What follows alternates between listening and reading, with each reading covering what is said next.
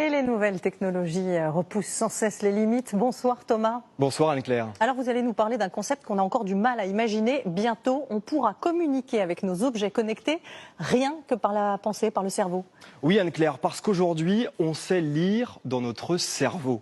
Ce que vous allez voir s'afficher devant vous, c'est la dernière innovation d'une start-up française. Ce bandeau va se placer à l'arrière de votre crâne et il va être capable de décoder les impulsions électriques émises par votre cerveau. Et il va pouvoir vous permettre de contrôler des objets connectés comme un smartphone ou une tablette. Sans les mains, vous allez pouvoir ouvrir une application, écrire un message et l'envoyer à une personne par la simple force de votre pensée.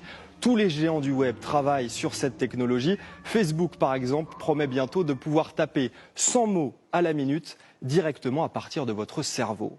Mais se balader toute la journée avec un bandeau sur la tête, ce n'est pas vraiment très pratique.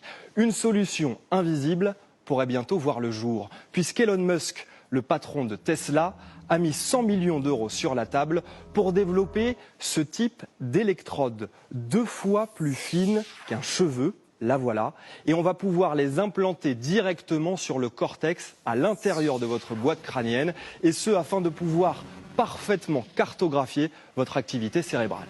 Et à quoi est-ce que tout ça va bien pouvoir servir ? Eh bien, l'armée américaine, Anne-Claire, suit de très près cette technologie. Elle imagine déjà un système où une personne puisse contrôler par la pensée et à distance une dizaine de drones en même temps, et ce depuis une base arrière, mais également depuis le terrain au cœur des opérations militaires. Et cette technologie, elle pourrait également bouleverser votre quotidien.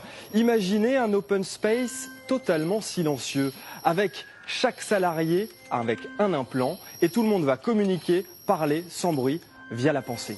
Alors attention, parce qu'avoir un système électronique à l'intérieur de notre cerveau, c'est aussi laisser la possibilité à des gens mal intentionnés de le pirater et de connaître vos envies et vos besoins. Pas sûr que tout le monde soit prêt à prendre ce risque. Merci beaucoup Thomas, effectivement, et puis que l'on puisse